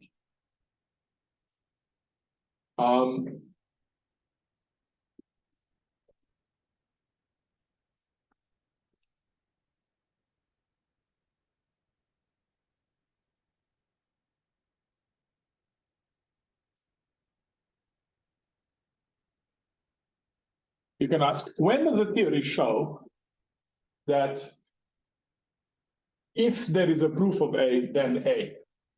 So what is this? Is this like completeness? Is this like consistency? What is this? Is this soundness formalized? So how does this go? To go from a true sentence to a provable one, that's completeness. To go from a provable one to a true one, that's soundness, right? So it's a bit like formalized soundness, okay? So can it happen? When can this happen? So suppose you're trying to prove A, okay? You're trying to prove the Riemann hypothesis. An angel descends and says, there exists a number which encodes the proof of Riemann hypothesis. Did that help you? What are you going to do? So you're sitting there, trying to prove Riemann hypothesis. An angel comes and says, actually, there is a proof. Not telling you the number, but hey, there is one. What are you going to do about it? So can it be useful to know that the thing that you're looking for, that you're trying to show Riemann hypothesis, if somebody tells you this? Well, no.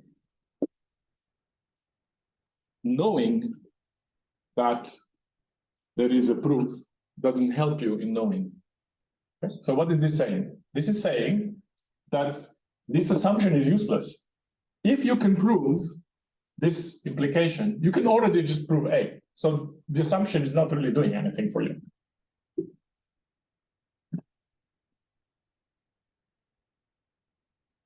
Okay?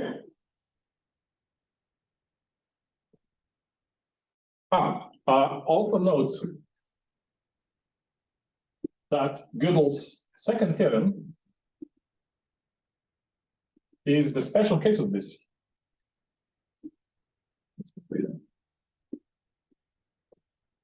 Where you take A to be bottom.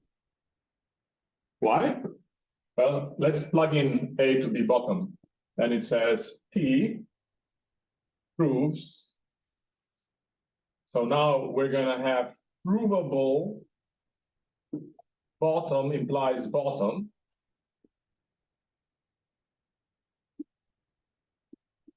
Implies bottom if T proves, oh, here it's the T proves bottom. So this is the same as saying T provable, this is consistency, right? Isn't it? It's not, this is not provable. So this is conti if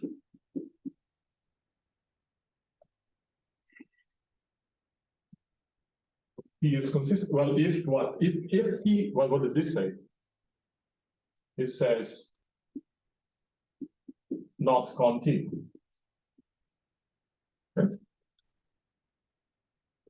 There is a proof of bottom that's the same as saying T is inconsistent. Right? So if you believe that T is consistent, then you won't be able to prove this. So think about it. This is really just a restatement of Gödel's second inconsistency. So this is a generalization now. Okay.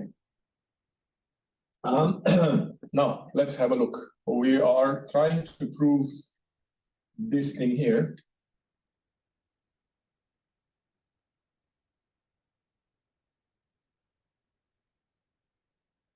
Okay.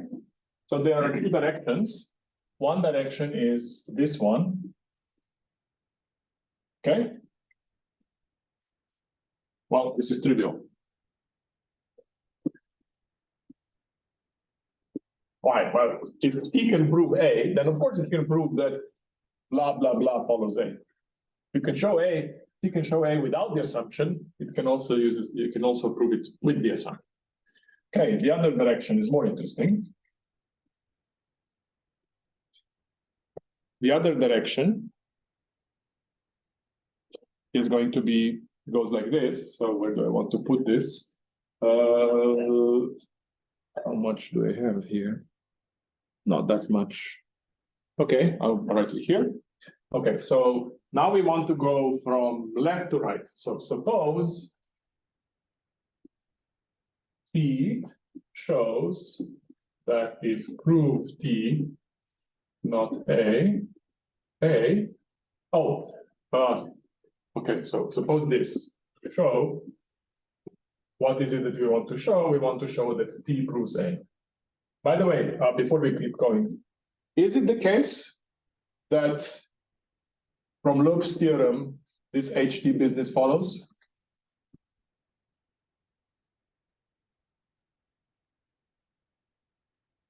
Plug in HT. Does that help? It says T proves HT if and only if T proves that if HT is provable, then H, aha. But if I plug in HT in here, what did I get? Here I get HT. So maybe this is worth doing. What happens when I plug in HT? I get here T, prove T, HT implies HT. What is that? Well, HT is equivalent. See, HT is equivalent to prove HT. So this is just H. So this is just saying H, H. So when you plug in Henkin's, plug in Henkin's sentence, here you get a triviality that is obviously provable, namely that H implies H. So the H follows. So it really is very easy to see. This is just, you just plug in HT, you get, yeah, because of the magical property of HT. Okay, so let's now go back. So we want to prove this direction. Okay, so the first step is that we use the diagonal lemma. Use diagonal lemma to find a sentence L that satisfies the following. Q shows that L is equivalent to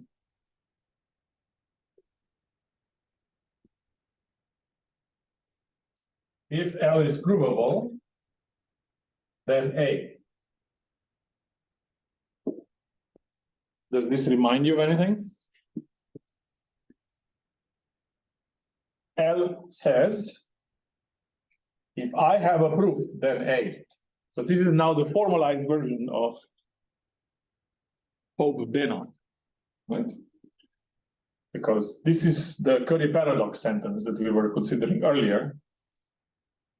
Can you see? It's a bit low. Will it survive? Yeah. Okay. So it says Q proves L if and only if, open parenthesis, prove L to A. Probably there are like things missing here. We can do this using the diagonal lemma. So it's like the thing in the, Curry's paradox. Why would this be useful? Well, I don't know. We'll see. Somehow, now, using this assumption and the fact that we can attach an L, we have to get an A. So there was something strange going on earlier, because in Curry's paradox, as soon as I had L, I just got A out of it. Why can't I do it now? Well, because there's a difference between L and provable L, right? That's the problem. There's a difference. And the diagonal lemma can give me, what? Yes, can give me this, okay, so we'll have to work a little bit. So here's what we do. It's just a sequence of steps. So I will keep D1, D2, D3 on the whiteboard.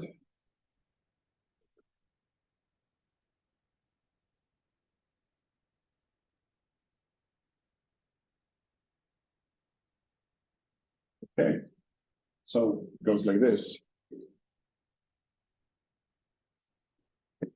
First, we have that this pen is target.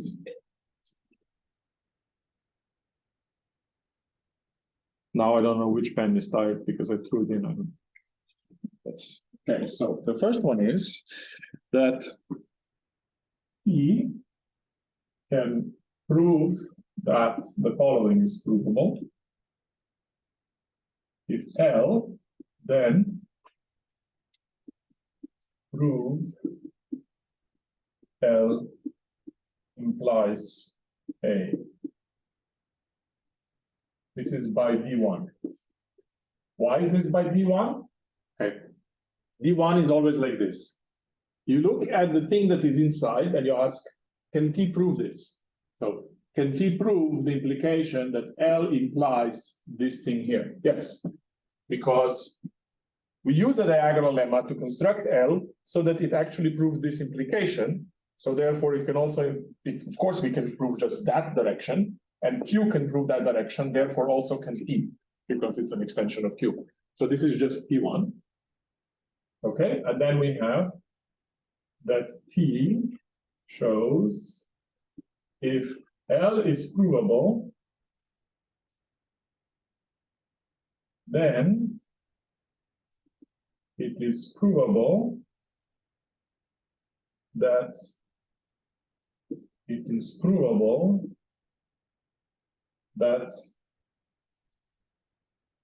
I'm getting lost.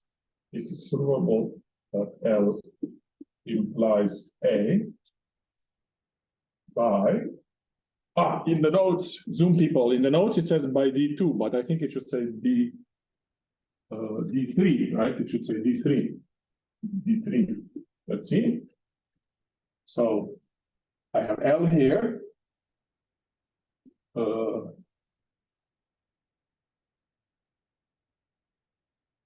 no, sorry, it is D2. Okay, it is D2. It is D2 plus the previous step.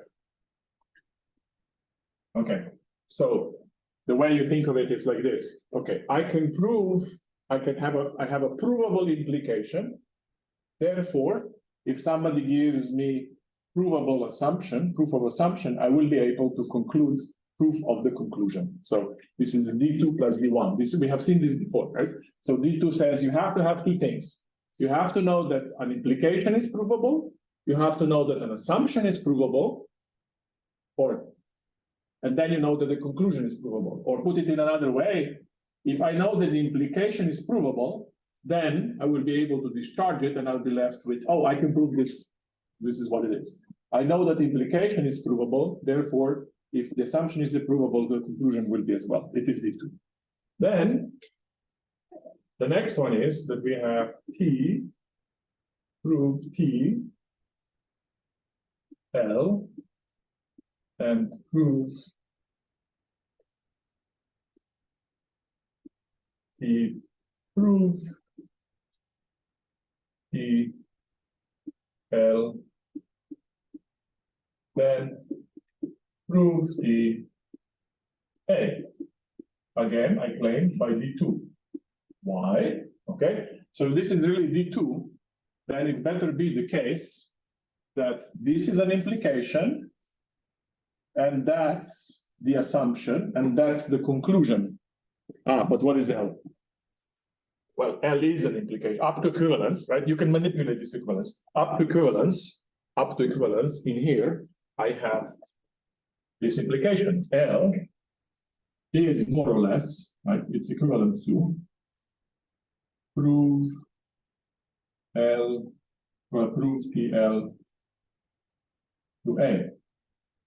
So it's okay. It really is the two. See? Implication, assumption, conclusion. Okay? That's the two. Now by D3, we're going to get P prove P L A. This is claimed by sorry, this should be proof. Proof. Okay. The claim is that this is by D3. Well, if this is by D3, that means it better be the case. What am I saying? By D3, proof L, proof P. Okay. Why am I saying by D3?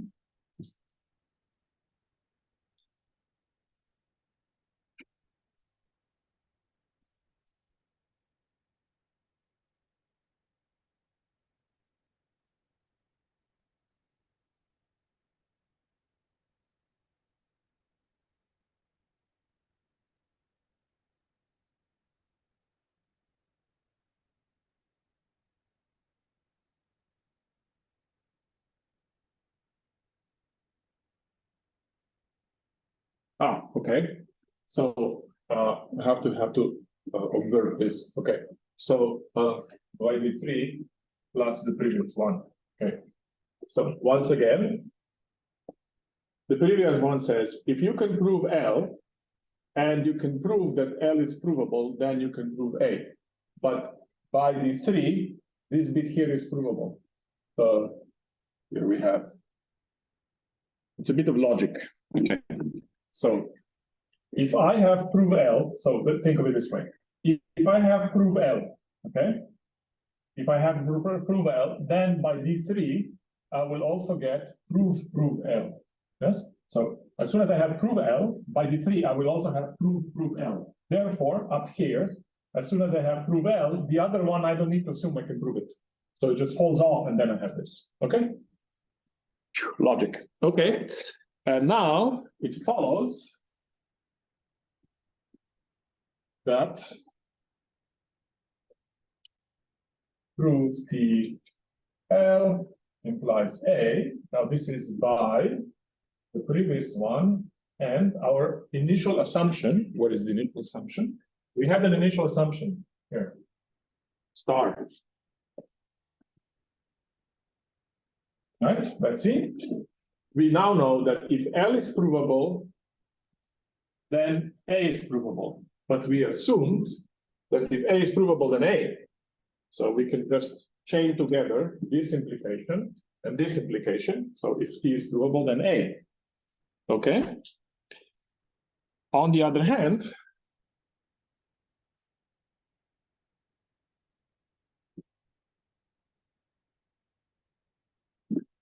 P proves L. Okay. It says by diagonal property.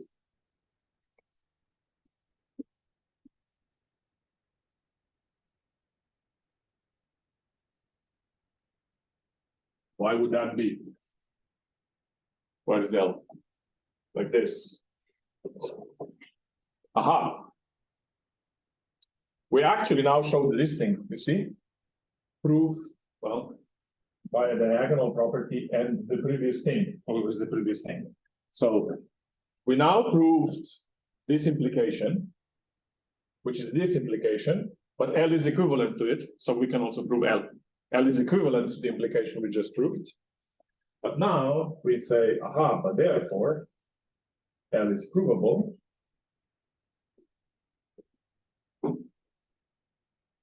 By D3.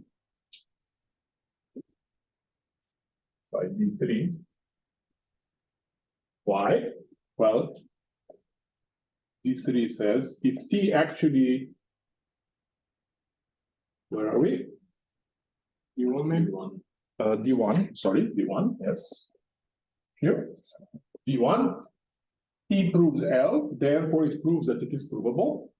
Okay, so now T shows that A is provable by two things. The two things are the plus and the other plus. So it's by this one. So it's A. We want this one and we want this one.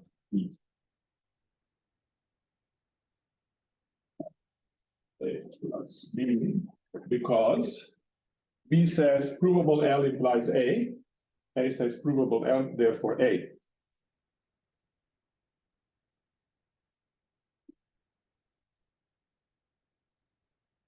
So whenever you have a proof like this, I think you need to step back, take a deep breath and say, what the hell is going on?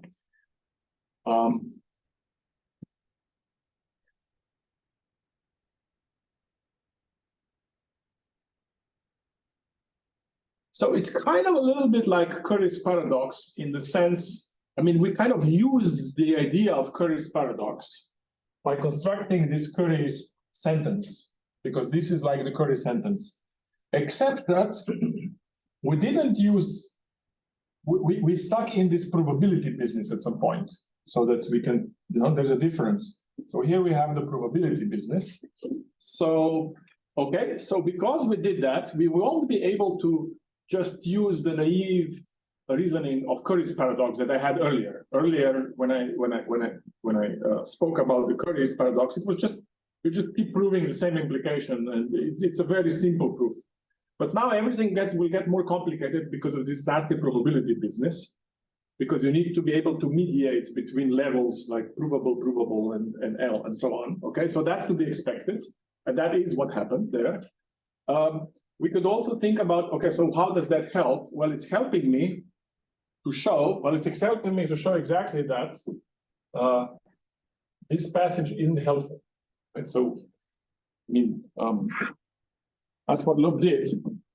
So why would we care? It's kind of interesting, isn't it? So if you say, if somebody tells you that there is a proof, that doesn't actually help you. Unless they tell you something about the proof. I mean, if they give you the proof, obviously it helps you to find the proof. But if all you know is out there, there is a proof, it's not helpful to do it. So you could think the following. Suppose somebody promises that Riemann hypothesis is true. Suppose somebody promises that the Riemann hypothesis has a proof using the axiom of Zermelo-Fraenkel set theory. They promise that. Well, then I can do the following. I can write a program that is going to go through all the proofs of Zermelo-Fraenkel theory, and it will look for a proof of Riemann's hypothesis. Without having any information, I don't know whether this program will ever end. It may end or it may not end. Yes? But if somebody promises that there is a proof, I know the program will end. I just don't know when. Now, okay, I have a program, I could run it. I promise that one day it will end. But unfortunately, this program is not a proof. But maybe I could somehow very intelligently convert the program to a proof, because I could say, hey, you want a proof of Riemann hypothesis? I don't have one, but I have something that is just as good. I have this program. You just run it. I go away. You run it. And I promise, because an angel told me, I promise that one day this program is going to find the proof of Riemann hypothesis. Goodbye. Well, would you expect, are you happy? What can you do? It's not a proof. It's a program with a promise that it's going to be a proof one day.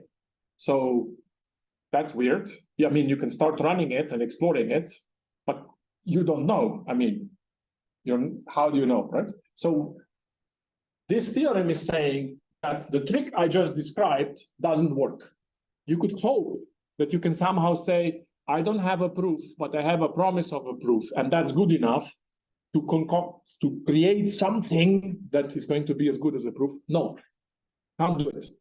You can do it if you are going to use the angel's revelation in an essential, you're not going to use the angel's revelation in an essential way. If you can use it, then you could do without it. So this is saying that divine intervention doesn't help in mathematics. Right? Well, it helps if they actually do something, right? If it's a miracle and you're handed the proof, of course, then you have the proof. But if it's just some book saying, yeah, that's the case, that doesn't help. You still have to do it all yourself. Okay. So I'm maybe a little bit blasphemous today because we have the Pope and now we have angels and all that. But I find it a clarifying analogy in more than one direction. So I'm done with this lecture, and again with the promise that Professor Simpson is going to appear next week, and I think you're going to switch to a different topic called the sequent calculus. Any questions? Okay. Bye-bye. Aceste lucruri izreke care echivalentă la semi-spiter. Kaj se rekel, da? Izreke ekvivalenten v semi-spiter na faksu. To je zelo, zelo dobra analogija. Ta izrek vam nekaj pove. Asistent vam pove, da naloga ima rešitev. Kako boste to uporabili, da boste našli rešitev. To je tudi to. Ja.